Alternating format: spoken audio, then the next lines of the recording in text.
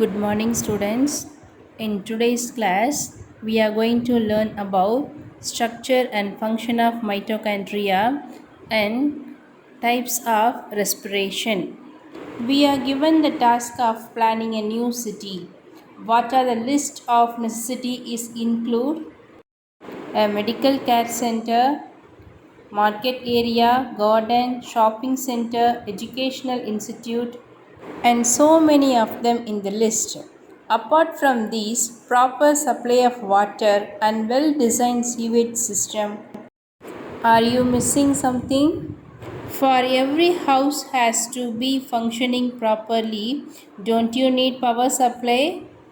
Of course, we need power supply is one of the most important requirement of every home today. Without it, functioning is not possible. Similarly, in our cells, for the organelles to work, there has to be a continuous supply of energy. So, which organelle is responsible for that? Yes, that is mitochondria. The double membrane organelle is called as powerhouse of the cell because it produces molecules which are unable forms of energy for the cell. What do you mean by the unable form of useful energy? Let's see. We want to buy some things from a shop. What will you give to shopkeeper to get the things? Paper or currency? Of course, currency. Both the paper and currency are made up of paper, but currency are standardized paper with value. So we can say currency is usable one. But paper has no value, it's not usable one.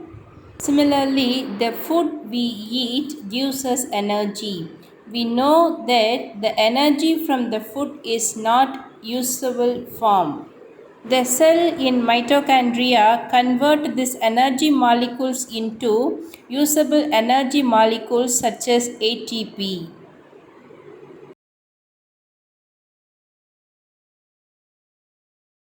Cells get energy when this ATP broken down. Let's see the structure of mitochondria. Mitochondria has two membranes. One is outer membrane and inner membrane. The outer membrane is porous, which allows the transports materials across itself, whereas the inner membrane is slightly different. This membrane contains several holes. These holes are called cristae. What is the uses of larger surface area inside the mitochondria? A larger surface area is the place of ATP generation reactions with enzyme. If larger the surface area, more ATP molecules are produced. Apart from that, this organelle contains DNA and ribosomes, just like nucleus. So, mitochondria can produce own protein and replicate by its own. That means it produces more mitochondria without the help of other organelles. Next, we are going to see about respiration and its types.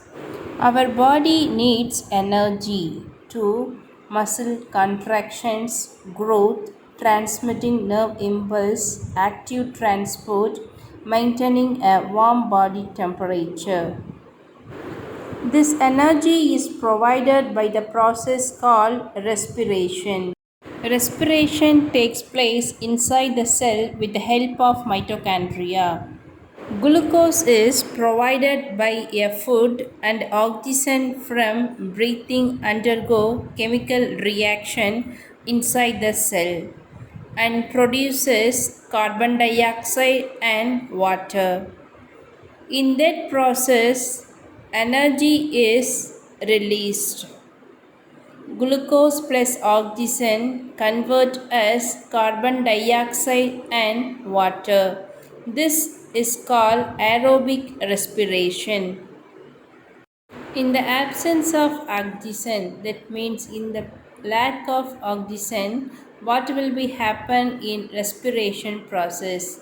If the oxygen is not present, the glucose is not convert as carbon dioxide and water.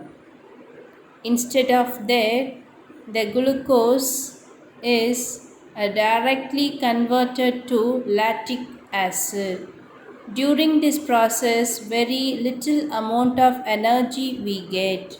This process is known as anaerobic respiration, that means absence of oxygen.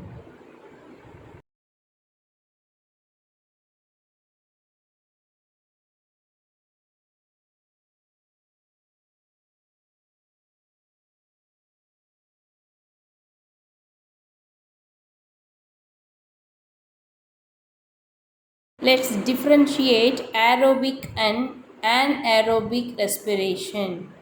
In aerobic respiration, glucose and oxygen are used, whereas in anaerobic respiration, we use only glucose. Aerobic respiration produces carbon dioxide and water, whereas anaerobic produces lactic acid. During aerobic, lot of energy formed, whereas in anaerobic, small amount of energy released. In aerobic, products are easily released from the body, whereas in anaerobic, oxygen depth breaken down lactic acid. Let us recall today's class.